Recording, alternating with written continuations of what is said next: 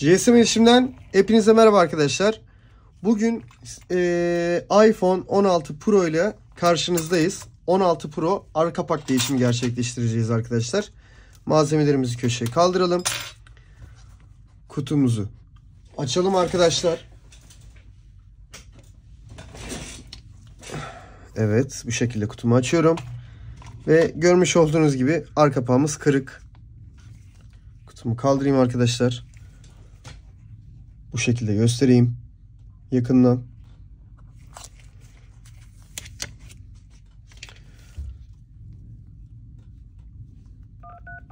Evet, ekranımızda herhangi bir sıkıntı yok arkadaşlar. Darbe kameramıza zarar vermiş mi onu da kontrol edelim. Herhangi bir şey gözükmüyor gibi. Evet. Bu şekilde. Onarımımıza başlayalım arkadaşlar. Evet. İlk önce alt vidalarımızı söküyoruz.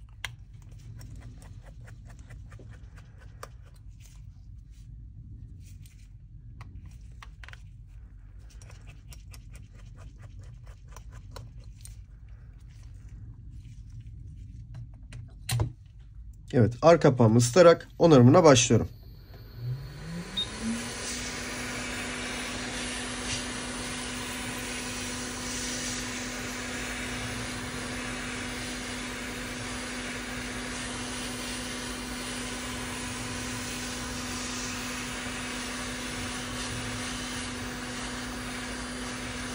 Evet, bende de biraz heyecan var açıkçası arkadaşlar. Galiba ilk defa biz değiştiriyoruz şu an.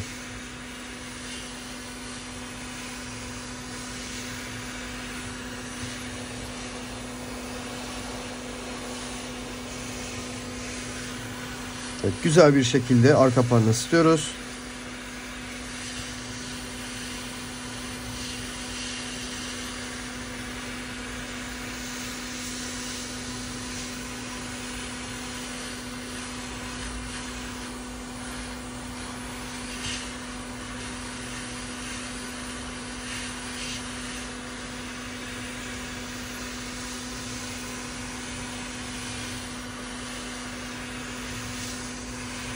Evet, yeterli olacaktır arkadaşlar. Neşterimi alkol bandırıyorum. Ve arka kapakta kasa arasına neşterimi takıyorum arkadaşlar. Aynı şekilde mavi gitar penama da alkol sürüyorum. Ve kapağımın dört bir köşesini gezeceğim arkadaşlar. Kapağım yerinden çıksın. Evet, kırık bu tarafta olduğu için de buradan da neşterimi takıp hafif kastırarak açıyorum.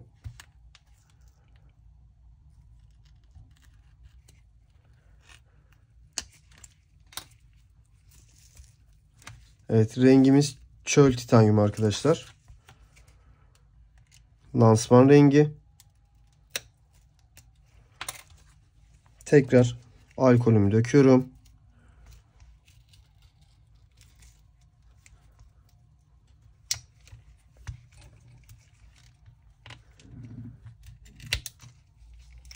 Evet. Kırık cam sıçradı bize de. Evet arkadaşlar, görmüş olduğunuz üzere iPhone 16 Pro'nun iç tasarımı. Yalnız bu kapaktaki Apple logosu çok hoş olmuş. Evet, bataryanın üzerine bakar mısınız arkadaşlar? Kameralarımız. Evet, anakartımız bir tık daha küçültülmüş diğer 15 Pro'ya göre. Bu şekilde göstereyim.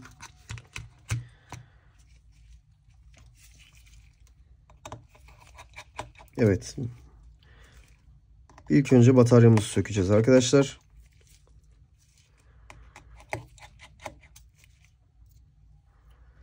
İki ayrı kapak yapmışlar zaten. Burayla burayı ayırmışlar. Görmüş olduğunuz üzere.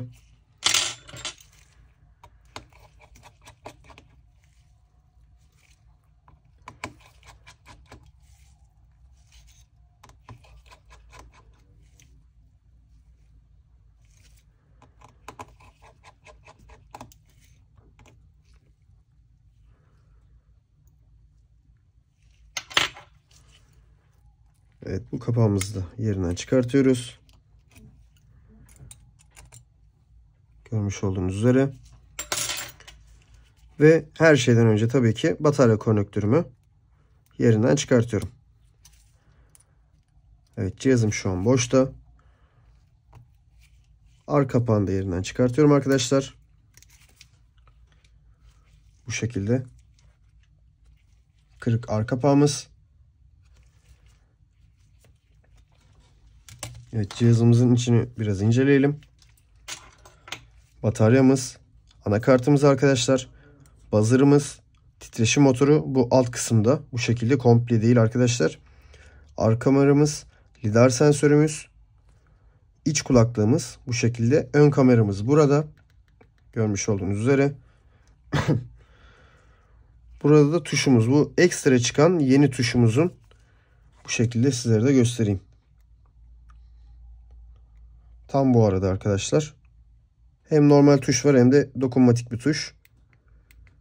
Görmüş olduğunuz üzere. Evet, buradaki yapışkanı alalım.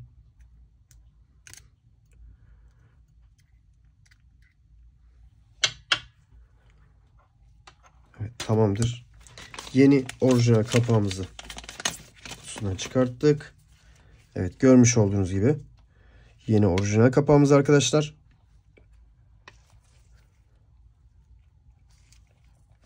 Evet. Arka kapağımızı kapatalım.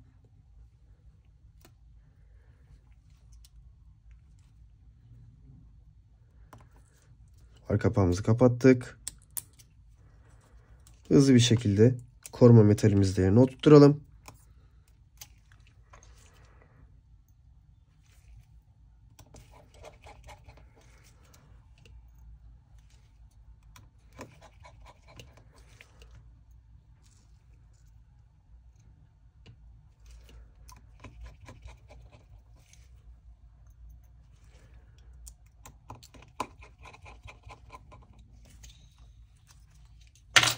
Batarya konnektörümü yerine oturtturuyorum.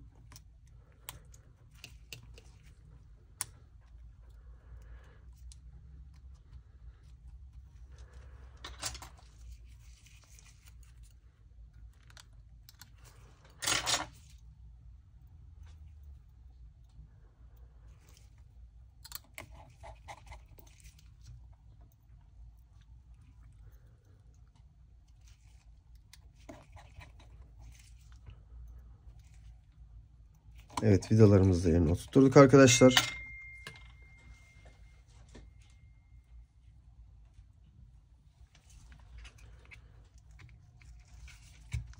Ve arka kapağımızı bir şekilde katlayarak kapatacağız. Yalnız kamera camımızda biraz toz mevcut. Hızlı bir şekilde bu tozlarımızı üfleyelim.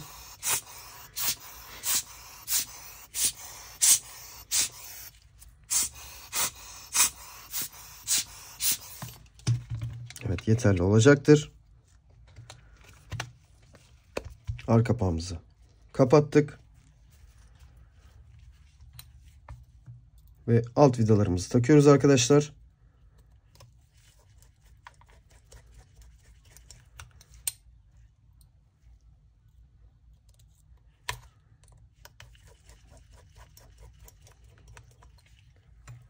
Evet, görmüş olduğunuz gibi işlemimiz bitti. Power tuşumuza basalım. Cihazımız açılsın. Evet, Apple logomuz geldi.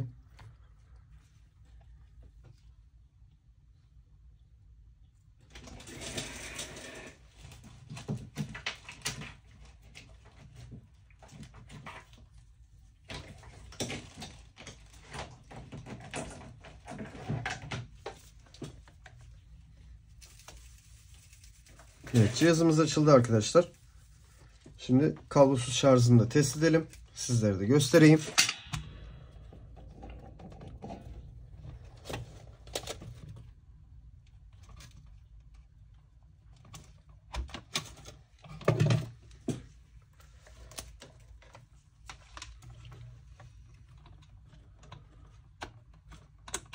Yani kablosuz şarj yerinde MagSafe arkadaşlar. Çıkan kapağımı böyle bırakıyorum. Makinemi de buraya koyayım arkadaşlar. Evet, görmüş olduğunuz gibi şarjımı da ediyor. Ekranı kilitledim. Ekranı şu an kilitledim. Evet.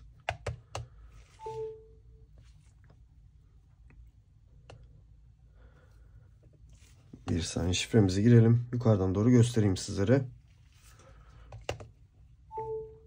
Görmüş olduğunuz gibi arkadaşlar şarjımız oluyor şu an. Herhangi bir sıkıntımız yok. Orijinal kapağımız zaten. Evet. Videomuzu izlediğiniz için hepinize çok teşekkür ederiz.